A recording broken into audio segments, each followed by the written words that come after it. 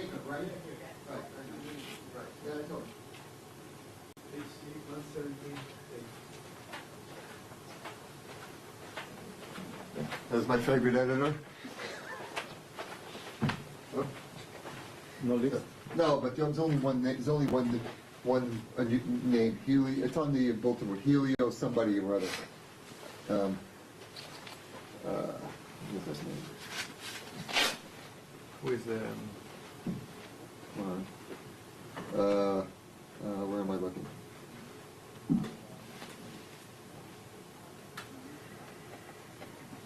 Lisa McLean, Mike Henry Paul. Haradopoulos. Who is that one? I don't remember. The Florida. Yeah, Republican. Republican of Florida. And here is my best friend ever. How are you? She's my best friend ever, Mr. Michael. She's the best photographer ever. That's funny. No, you were pretty good shooting. I don't know why you choose to. Well, that's good. Well, what's wrong with the steady paycheck and No, benefits? yeah. Doesn't say anything out of that. Wait, so a certain other editor I know says that they get up at 4:30 every morning to do their assignment stuff and all that other keep up. Do you get up that early? Hi. Generally don't look at emails, yeah. You really do. People, 4:30. Wow. Yeah. people in the stock market, they start working very early all the time. No, not the stock market. Well, no, she doesn't cover stock. This is a Yeah, cover. but the people she works with was all the Well, I stock used to have to be market. at work at by 7. I had to be on the trading floor, like or nearby, by 7 a.m. I did that for a couple of years in New York. Hey, Eric, this is awful. I got up at 5. This Was is running at 5:30. always I Took a 7 shower, o'clock. went home at 5:30. They people start 7 o'clock because all the markets around the world Oh, start everybody working right. and they have to be. I worked on a out. desk that started like a little after 7. Yeah. Yeah. This is thing. According which desk you're on, I mean what they're trading. I see when we do the IMF thing, Yeah. everything is 7 o'clock in the morning, very early because they are. Kills me. Oh, for a couple of years I had to It's a habit. there was a standing 7:30 a.m. meeting I had to be at. We were building trading floors in another place. This was in IT, and it was a 7:30 status meeting every morning. Wow. So I had to get in before then. Wow. But then they finished the trip building it after about a year. Well, Stephanie is editor. I know that. She's the assignment editor. I know that. If you want assignments, she can. Okay. She can. She knows my number. She even knows approximately where I live. I know approximately where. I know she lives near the Giant Yep. Oh, you live near the Giant? in Van Ness. Oh no, I live near the Giant. I'm not saying like in You're in Silver Van Ness? Spring. In Silver Spring. I live Oh. actually in my street, New Hampshire Avenue, is like 3 Giants. Really? And always, when they ask me, the doctor, where you send your Prescription. the New Hampshire Avenue Giant, the New Hampshire Avenue, and they send like two blocks there, Right. the other one there. I never send them in my. I have friends who live, those tall buildings by VC Street, there's like, just south of, like behind the Giant, just south of it, there's like these tall apartment buildings, there's a big pool. So I have friends in one of the buildings there. Oh, nice. Yeah, it's actually a nice building. Definitely. They have a pool and, what else? Anyway. Okay, Mr. Michael.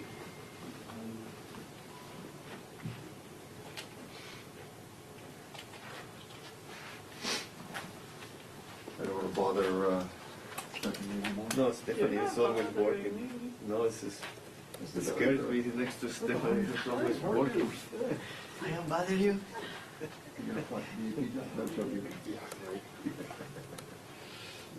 Somebody got a comment about me. They put something else with the who's replacing Leah Miller, that's right here, right? Remember? And the other person is a great photographer and a nice person. He's like a superstar in this business. So nothing against that other person they mentioned who I personally like and is a very good photographer experience, but I would make the same decision probably if I had a decision. Yeah. He's getting a star, and who you for today? Zuma.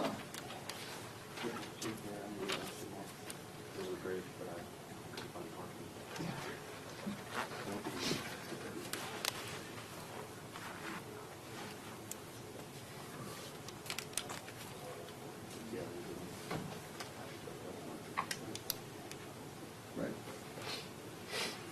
You always get close to trying to make it shoot up and make it, they really can't tell when you were there, but.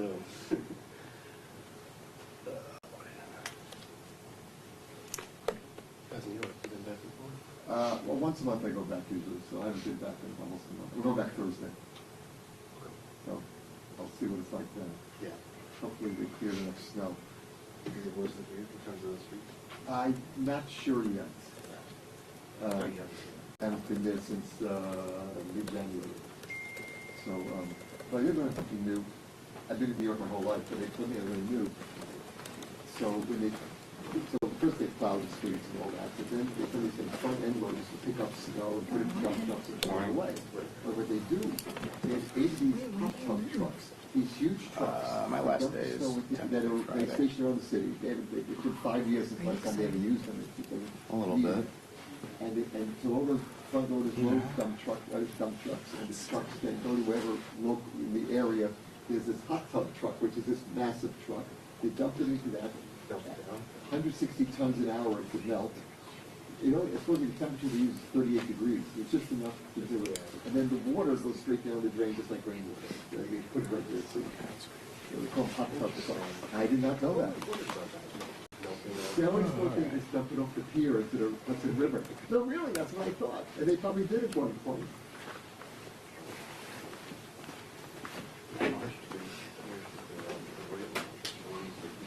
Oh, yeah, well, I still think we're gonna have stone. Watch first, it's still gonna stone. Oh, absolutely.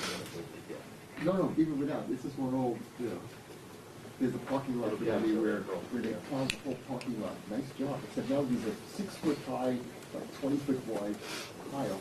That's gonna be We much weren't really worse. expecting, he's a cabinet member, he's on the public schedule. Anyways, that's the way it is. Yeah. I was-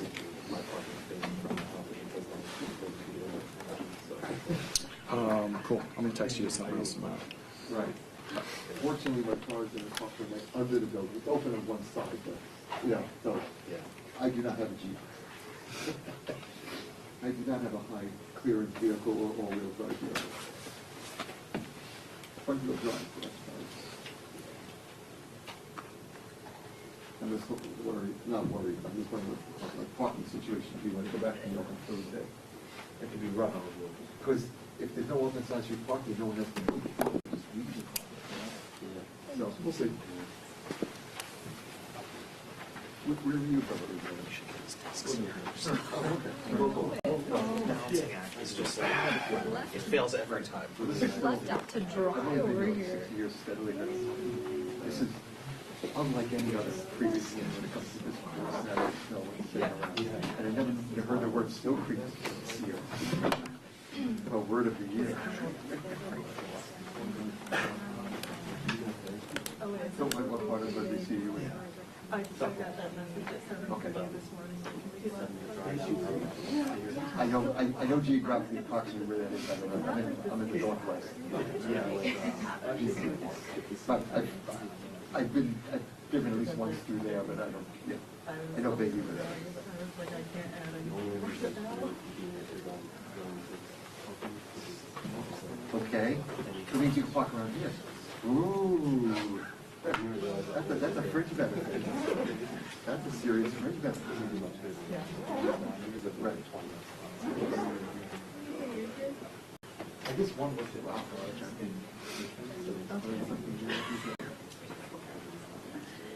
I have sanctions in them, and I'm hoping that it doesn't open any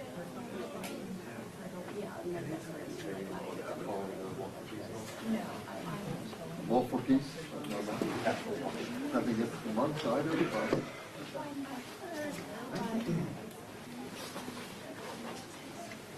I would have gone out to the snowball fight, but they canceled it because of the sleet. That was, we don't have a snowball, as far as I know, there's no snowball fight in New York. Snow in New York versus fields. You know, white snow on white buildings. There, you got white snow and you have colors. you know, there's definitely, in my humble opinion, better setting for children.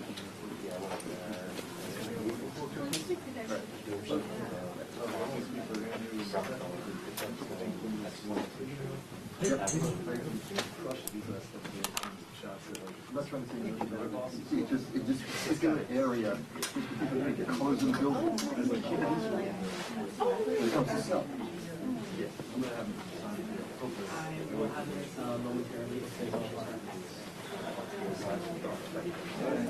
federal side.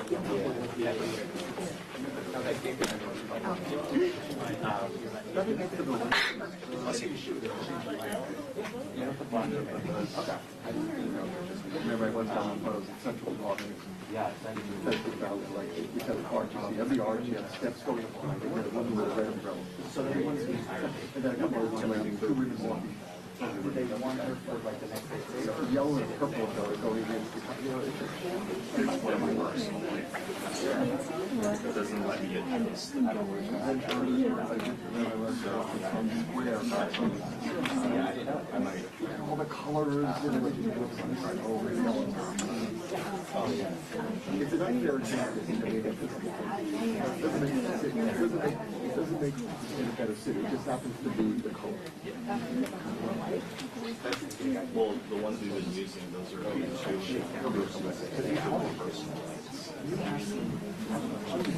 Yeah. One senator is that front now.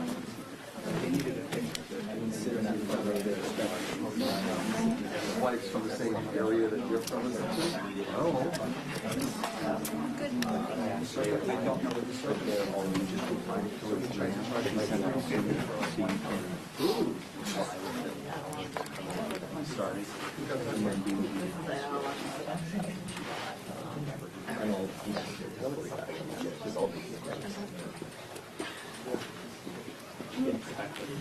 There are certain questions after the fact.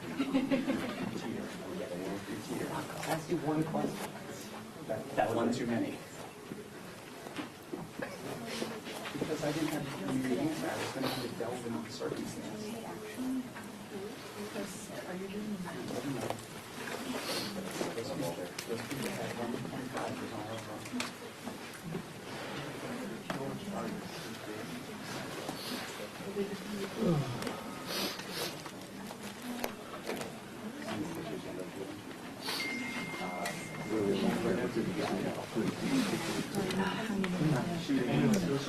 Just fine, sunny morning. There's always a steady demand. It's like Johnson, so they get a free every 2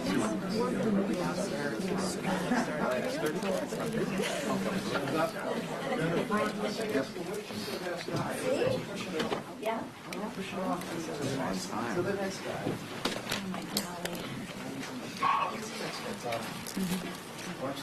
See? Nope. It always goes good on the downside. It's on the upside. Well, good morning, everybody. How are you? Hope you're staying warm out there again. Listen, I'm up here today because people trust me to be blunt.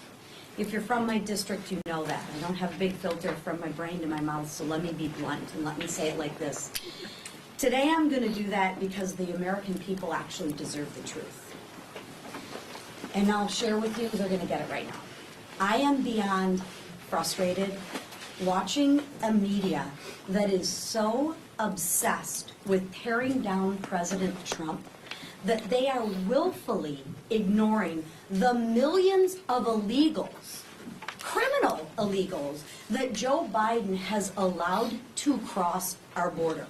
I'm furious with the Democrats that are so desperate to satisfy their activist base that they would rather shut down FEMA, TSA, and even the Coast Guard. They'd rather do that than to stand up and say one simple thing. Violent criminals who are here illegally should be deported. And yes, I am angry. angry watching the protesters try to block legal, there's a key word, legal law enforcement operations that are targeting the worst of the worst predators. And these are predators that are walking around your communities. Democrats want to tell a different story. But let me tell everyone here the truth. The truth about what I am seeing at home in my state. In my state of Michigan, DHS has pulled an illegal alien out of Zeeland, Michigan, convicted of sexually exploiting a minor. This guy. This is who the protesters and the Democrats are defending. An illegal who is here, who has been convicted, I might say, of sexually exploiting a minor. I don't know why you all aren't angry about that.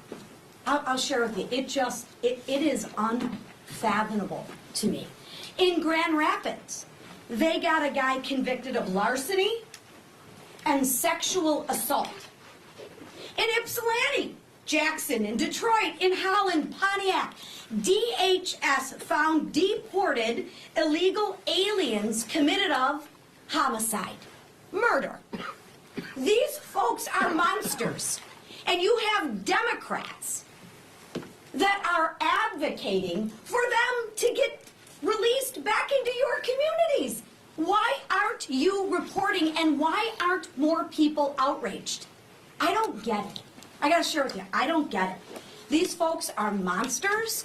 They're criminals. They murder. They sexually assault young women, minors. And you know what the Democrats want to do?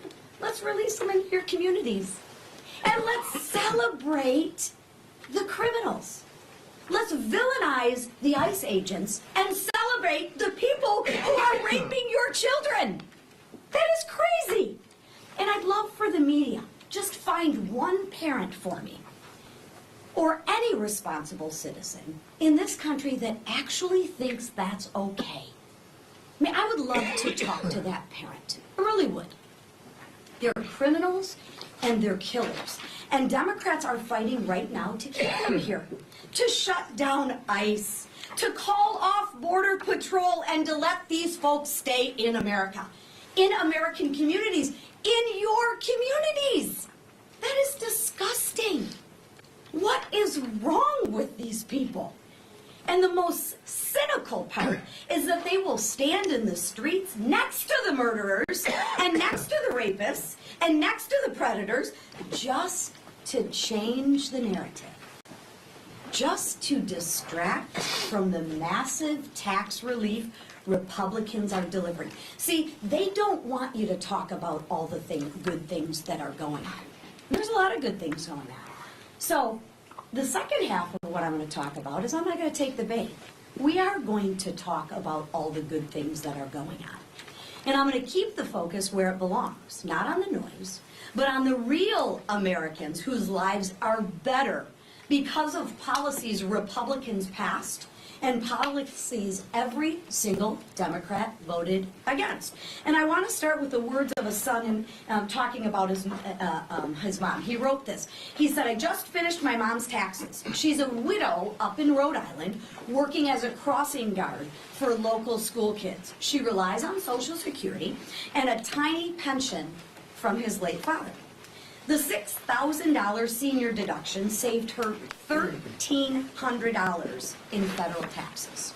Now, if you're from Michigan, you've seen this scenario before. It's cold, you get your winter coat out, you stick your hand in your pocket, you find 20 bucks and you're excited. You're like, okay, cool, this is gonna be a good day. Imagine finding an extra $1,300 in that coat pocket. That's what happened. And all across the country, seniors are seeing bigger refunds, workers are seeing bigger paychecks, and families are finally getting some breathing room. Why? Because Republicans ended the double taxation on Social Security. Because we made sure 88% of seniors will pay 0 federal taxes on their benefits. That didn't happen by accident. And sadly, it didn't happen unanimously either. Every single Democrat voted against the $6,000 senior deduction. Shocker. The same Democrats that are for the violent rapists and murderers being released back onto your communities. Yeah, I'm not for giving the seniors $6,000, but I am for making sure that we make sure that those violent criminals get a fair shake.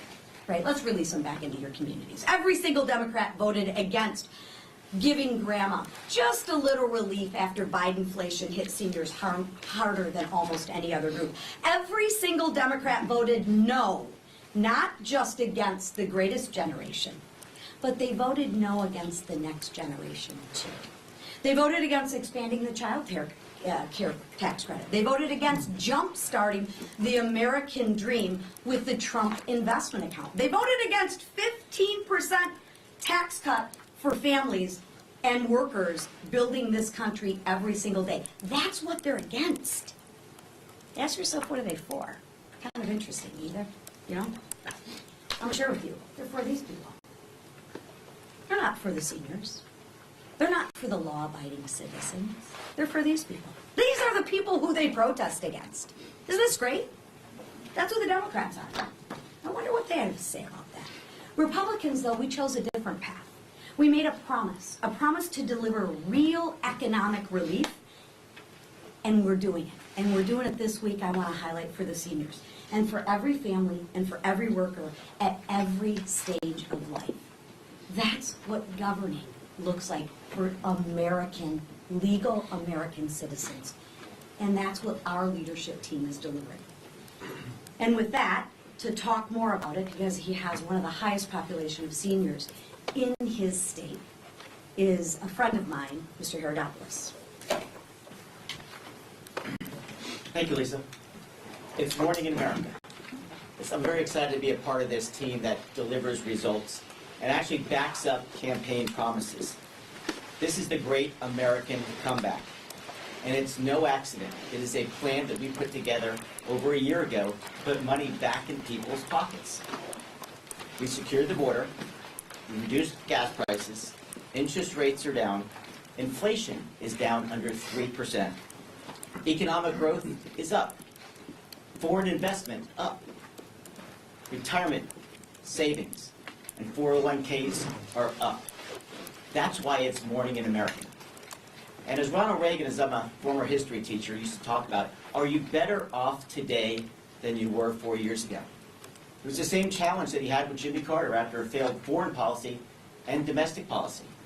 And he implemented a plan to make it Morning in America again. But we went beyond that. We said, let's actually reduce taxes on overtime, tips, and Social Security. And never forget, these are something that's earned. These aren't welfare programs. People work hard every day to earn overtime and tips, let alone a lifetime to earn Social Security. And they're finally get to keep more of the money they earn. That's what America is all about. And let's recall the Democrats had this opportunity just a few years ago. In 21 and 22, they had the opportunity to reduce taxes on overtime, tips, let alone, as Lisa said perfectly, Social Security, but they chose a different path. They said they're going to spend more money in Washington, D.C. And what did that give us? It gave us failure. Leader Emmer and I serve on the Financial Services Committee along with Lisa. We heard directly from the Fed chair, who's not exactly the biggest fan of the President of the United States. And I asked him a direct question. What caused that hyperinflation, the highest since Jimmy Carter? And he said it right in committee. He said, big spending by the government. We have turned that around, and we're investing in people again instead of government. You know, it's a very simple equation in my world as I teach history, and I've been involved in politics for about 25 years. The simple plan what we have versus what the Democrats are talking about. Democrats say basically, send us more money and more power to Washington, D.C. because we know best. I fundamentally disagree. What I believe, not what this party believes, and what the president has been talking about, is let's invest in people again by giving them their own money back because they know what unique problems they face every single day. That's why I got back into politics, because I wanted to work again. And as French Hill and the Financial Services Committee proved again last night, we can find bipartisan solutions when we work together in a common sense way. And isn't that a refreshing change of what's happening in Washington? And I'll close with what Lisa talked about. This is a Morning in America moment. People feel like there's optimism once again. We're leading overseas. We're leading here at home, and we made the fundamental promise, and we kept that promise, that we would secure the border and go after the bad guys who are ravaging these cities. That is the fundamental difference between what the Democrats did and what we are doing now to save America. I appreciate this opportunity. I'm so excited to be a part of this team who listens, and despite micro-majorities pushing the agenda that the American public unquestionably wants.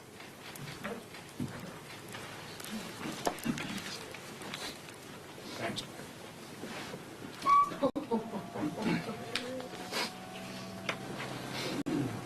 He's always got to make this open. Pedophiles.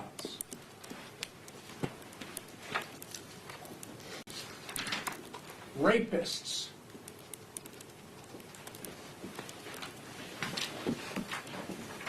Murderers.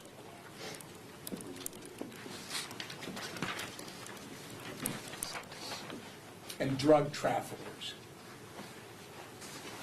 These are just a few of the criminal illegal aliens that the brave men and women of Immigration and Customs Enforcement have taken off the streets of Minneapolis in the recent months and weeks. These violent criminals, many of them imported into our country during the Biden administration, have no right to be here, nor do they have the right to wreak havoc on our communities, leech off our welfare programs, or vote in our elections. This is common sense to everyone except our colleagues across the aisle. Instead of protecting the American people and restoring the integrity of our electoral system, Democrats have decided to put their stake in the ground for the exact opposite. Their current list of so-called demands for DHS funding are comparable to mass amnesty for criminal illegals. To put it plainly, Democrats want to stop immigration enforcement almost entirely. They're even willing to shut down vital government functions like TSA, the Coast Guard, and FEMA to do so. But Republicans will not waver in our support for our brave federal law enforcement officers, and we will not tie their hands as they enforce our nation's laws. Republicans also will not waver in our pursuit of restoring integrity to our elections. That's why we're voting this week on the Save America Act. Mandating photo ID and proof of citizenship to vote in federal elections isn't just common sense, it is widely popular. Yet Democrats are fighting tooth and nail to oppose it. Chuck Schumer even recklessly equated the bill to Jim Crow. No matter which way they spin it, the Democrats' opposition to this bill is suspect at best. Despite fervent Democrat opposition, House Republicans are going to restore integrity to American elections, and we're going to ensure the enforcement of our nation's immigration law. The future of this country depends on it. And with that, our leader. Thank you, Whip. You've seen just this juxtaposition between what we as Republicans want to do to keep Americans safe in our homeland. The Department of Homeland Security bill, of course, funding expires if we don't take action. The House has passed a bill already that's over in the Senate to fully fund the department. And then you've got the Democrats on the other side who have made it crystal clear what their position is. Democrats want open borders. Democrats want mass amnesty, and they're willing to shut the government down and wreak havoc with the American people to do it. And let's just look at what would happen if the Democrats get their way. You can see from their leaders, they are clamoring for another government shutdown. If the Democrats shut down the Department of Homeland Security, they're claiming it's about defunding ICE. But as they know, and as you know, in the Working Families Tax Cut, we funded ICE through the rest of President Trump's term. So ICE is funded. But what is not funded if the Democrats get their way? They will literally shut down funding for disaster relief in FEMA. in the middle of a storm that in New York City alone, you want to see what socialism gets you, 18 people now have frozen to death under the leadership of the socialist Mandami. That's what Democrat leadership gets you. They want to shut down TSA. So just take Atlanta's airport, LaGuardia. Those two airports alone, having been shut down, if the Democrats get their way, will wreak havoc with tens of millions of Americans who just want to go see their family members, want to travel for a wedding, or whatever the case may be. Maybe they're trying to start a small business and want to go to another city to try to create some jobs. They won't be able to do that because Democrats want to have a tantrum, not to defund ICE, because again, ICE is fully funded, but just because they want to cause chaos in America to get open borders. That's part of their wish list and their demand letter they sent to President Trump. And of course, the Coast Guard. The Coast Guard comes in and rescues people when disasters happen. They want to shut them down. They interdict boats that are bringing drugs into our country. That's who the Democrats want to shut down this week. Luckily, Republicans in the House have sent the bill over to the Senate to prevent this kind of chaos from happening. We'll see what happens in the Senate. The president's trying to negotiate with Democrats, but they've proven they really don't care about the American people. They did it before with the longest shutdown in American history, wreaking havoc to tens of millions of people, and they're willing to do it again. Now let's talk about some of the other things we're moving this week. We have a number of bills. We've just moved a great housing package. Very big bipartisan vote last night. I'm sure you were all paying attention to it. Almost 400 votes to get a bill that French Hill and his committee delivered to help improve the housing situation so people can have access to buying a home again in America. Another big priority of President Trump's. We're moving more bills on critical minerals. Something else we've been doing to reverse the damage that Joe Biden created. Joe Biden made us more dependent on countries like China. President Trump wants to open up our ability to develop the critical minerals of our nation. Here in America, we've passed a number of bills already through the House that are over in the Senate. We're going to move some more bills this week to open that up again. And then, of course, the Save America Act. And you can't have anything more basic than protecting the right to vote. Because as we all fight to ensure that every person, one person, one vote is the mantra. But if somebody is stealing your vote, then they're nullifying your vote. And two basic requirements are in this bill, the Save America Act. One is, to register to vote, you have to prove citizenship. Real common sense legislation. Everybody understands what that means. And they worked really hard to make sure that every state can still do the things that they do uniquely while allowing for that prevention of fraud measure. And then the other is, when you vote, you have to show a picture ID. As the whip said, you look at some of the Democrats feigning outrage. As Chuck Schumer calls it, Jim Crow. Where was Chuck Schumer when you tried to get into the Democrat National Convention in 2024? Guess what? Chuck Schumer made you show a picture ID to get into his own convention that he's calling Jim Crow. Is that what his new name is? Yet Senator Ossoff just this weekend had a town hall meeting. Guess what you had to do to get into Senator Ossoff's town hall meeting? You had to show picture ID. Americans get this. It's common sense that you have to show a picture ID to vote. Anybody that's against that is saying that they want rampant voter fraud. And so we're going to move that bill over to the Senate. I think you're going to see a bipartisan vote on that bill, despite some of the crazy things the Democrat leaders are saying. Over 75% of Americans, every spectrum, support this initiative. And you can see it on every demographic. It's supported widely. For whatever reason, Democrats in Congress are scared to death of ensuring the sanctity of the vote. We're going to do it here in the House. So it's going to be another busy week. Some really important issues that we're bringing. We'll see where the Democrats are in these issues. Now I'll bring up our speaker, Mike Johnson. Well, thanks. Good morning. I want to thank this leadership team for all their extraordinary work, and Congressman Herodopoulos for being here with us this morning. He's an effective spokesman, did some great work down in the legislature in Florida before he got here, so he's not new to this. I want to echo a couple things that were said this morning, and we'll take your questions. So on the economy first, then we were talking about the SAVE Act and how important it is. This is a really important thing. Gallup published findings from a new poll. All right? And here's what the headline says. Americans expect economic growth and stock market gains in 2026. The American people have good reason to feel this optimism. You heard the Secretary of the Treasury, Scott Bessent, a few weeks back. He said 2025 was setting the table, and 2026 is going to be the feast and the banquet. We are already beginning to see that. Since Republicans reclaimed the House, we began last January to do the work we promised the American people we would do. We got it done. We secured key fiscal reforms in the debt ceiling agreement. We kept discretionary spending flat, saving hundreds of billions of dollars to date. We secured a $1.6 trillion cut to mandatory spending through the working families tax cuts and so much more. And that's just in the House. President Trump's been very busy as well. His trade policy and the tariffs as well have brought in hundreds of billions in new revenue, more than 2024, and there's hundreds of billions more on the way.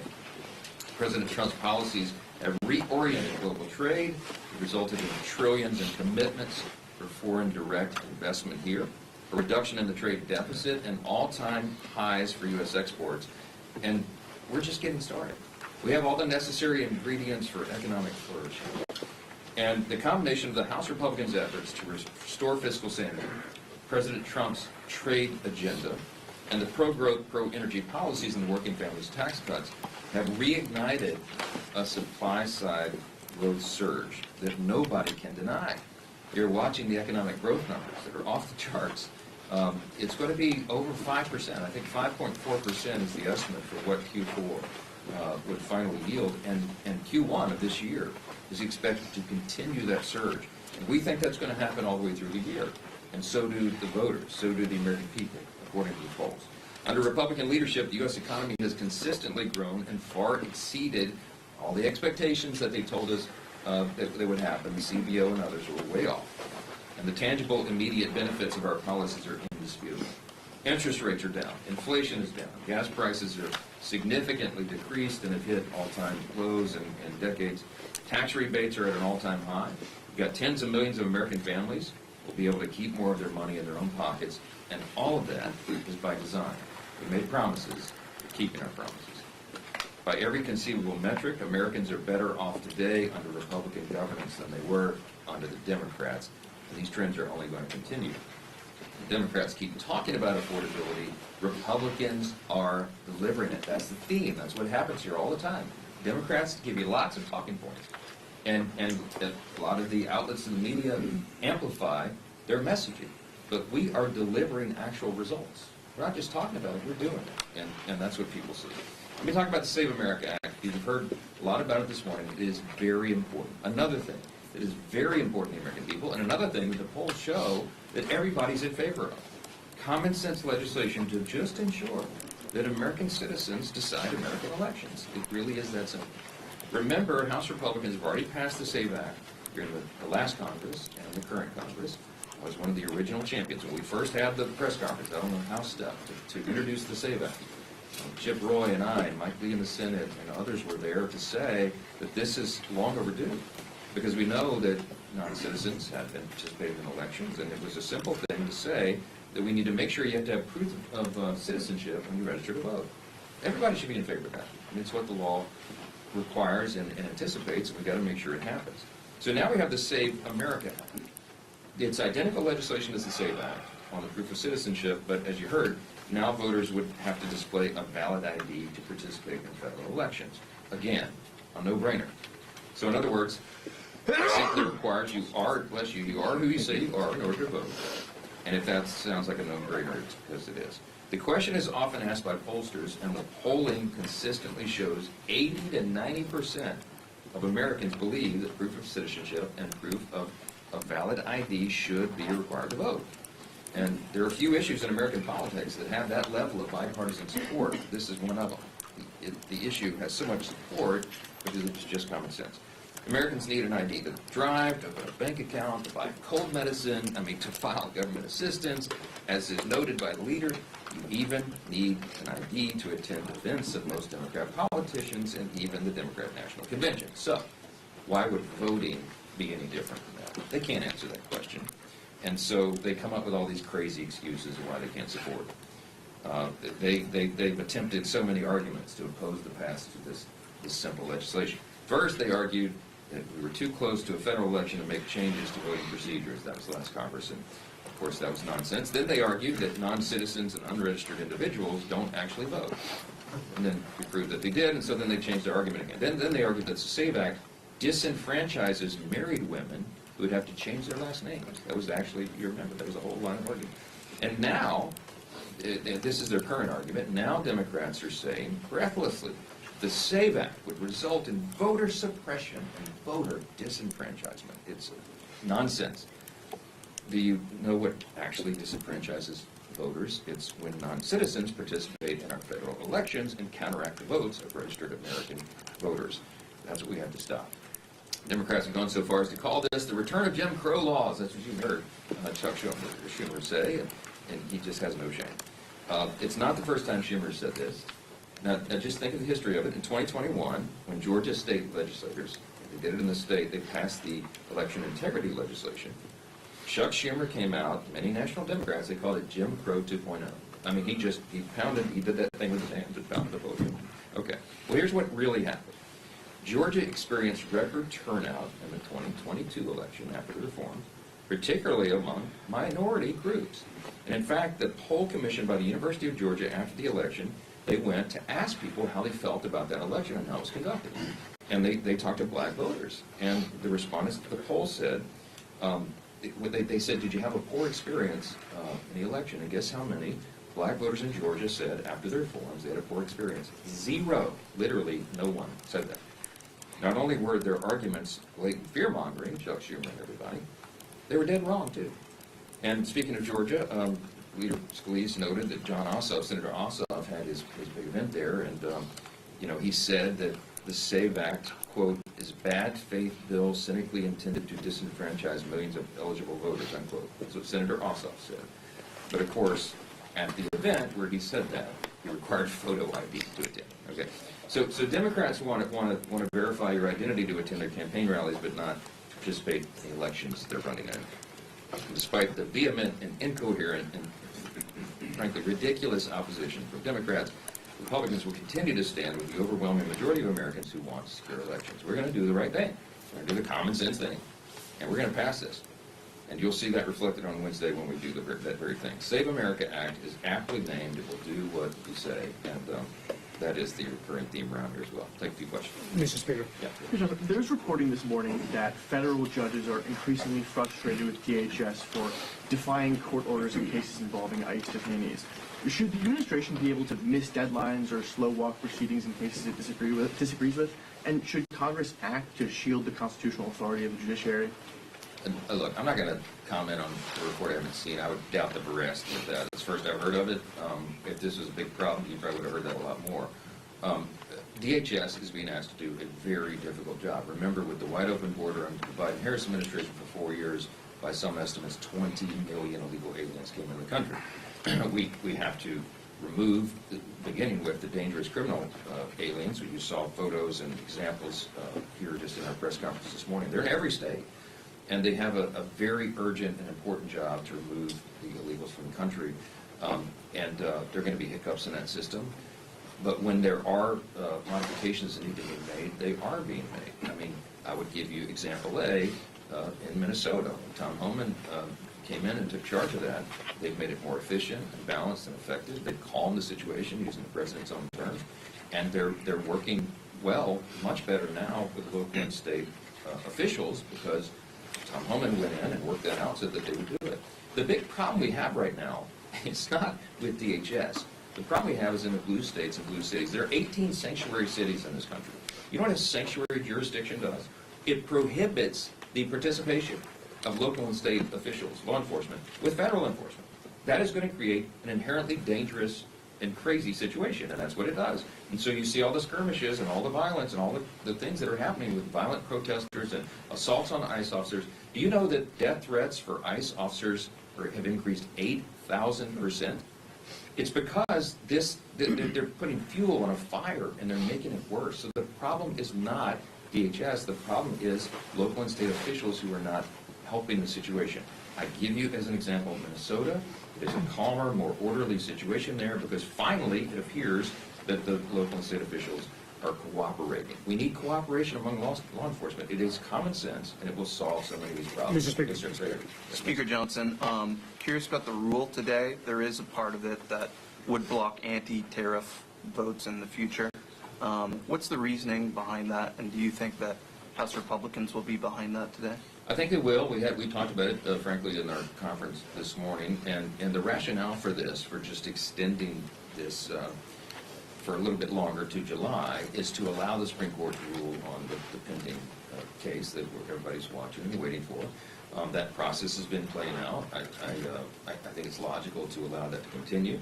The President's trade policies have been a great benefit to the country. It's undisputed what it's done. I went through some of the statistics and how that's helped the economy. And I think the sentiment is that we allow a little bit more runway for this to be worked out between the executive branch and the judicial branch. And we'll see. So I expect the rule to pass. I think we can move forward. Mr. Speaker. Speaker Johnson, is it your contention that if Congress doesn't pass the Save America Act, that we can't trust the results of the midterm elections in November? No, I'm not saying that. Look, the states are charged with administering elections, and we break it down to the county and Louisiana, the parish level. And there's a lot of election integrity legislation that's been handled, particularly for the red states, I'll say, over the last few years because of all of the irregularities and chaos that we've seen surrounding recent elections.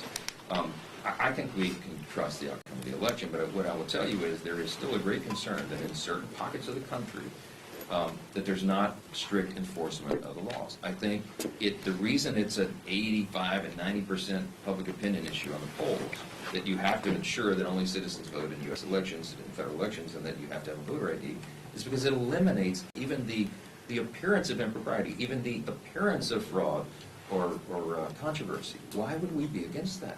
There's only one logical reason the Democrats are opposing this. They want people to participate in the elections who are not supposed to. That's what the wide open border was about. This is not like some, everybody, just think of it logically. Why would they make an argument that you can't show a simple voter ID to vote? It's absurd. So the fact that they're so vehemently opposing this is very telling about their agenda and their motivation, and I think that should give all of us cause to pause and think, I wonder what this is about. So look, I'm not saying that you can't agree to the veracity of the upcoming election. I'm saying we have an obligation, we have a responsibility and a duty to do everything within our power, I mean the Congress, and all of us as citizens, everything within our power to ensure that is free and fair and safe and legal in every way possible. And if you can provide an ID and eliminate the possibility of illegals participating in elections or people who are not who they say they are, that is good for everybody, good for the election system, and you must have a free and fair election system to maintain a constitutional republic. This should not be a controversial thing. Mr. Speaker. Thank you, Mr. Speaker. With the Senate getting ready to move on a potential DHS CR if talks fall through between Democrats and the White House, do you think a longer-term CR or shorter-term CR would have more chance of passing in the House? I'm going to go meet with Leader Thune in a couple hours, and we're going to sit down and go over all this to find out where their mindset is. We've not moved a CR here because our position is the Senate should pass, the House passed Homeland Bill. We got it done. We did the work in the House, and I think they should get that through. So us offering a CR would be a concession that we don't believe in that product, and that's just simply not the case. We'll see where they are. I'm not going to prejudge the length of it or where it should be. I'm very hopeful. We still have time on the clock. When there's a will, there's a way, and if they can come to an agreement on this and get it done, that will behoove the whole country. As Leader Scalise said a moment ago, they're holding this up has nothing to do with ICE, Immigration, Customs, and Enforcement. We've already funded that all the way through the end of the Trump administration in the Working Families Tax Cut, the big beautiful bill. So what they're playing with, as he noted, is TSA and FEMA. The Secret Service, the Coast Guard. You're talking about agencies that are designed. The reason they're in the Homeland Security Bill is because those are the agencies charged with keeping Americans safe. Why would Democrats play political games with that? These are very important questions you need to be asking them. It's nonsense to us, and it's dangerous to the American people, and I think we've just had about enough of it. Mr. Speaker. Go ahead. Thank you, Mr. Speaker. The Tim Tebow Foundation is pushing to have the Renewed Hope Act get a vote this Congress? Do you plan on bringing that to the floor at some point? This is the anti-trafficking? This is Yeah. correct, sir. I've talked with Tim Tebow. I'm a good friend and a big fan of his, and he's done some great advocacy on that, as have members here.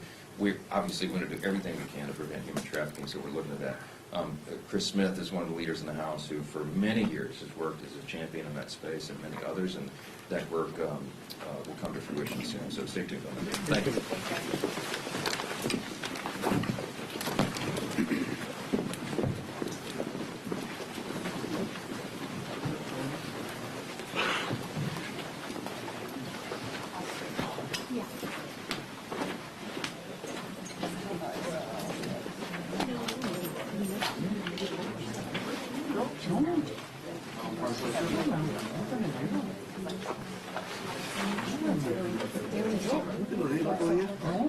Para nada, Chuy.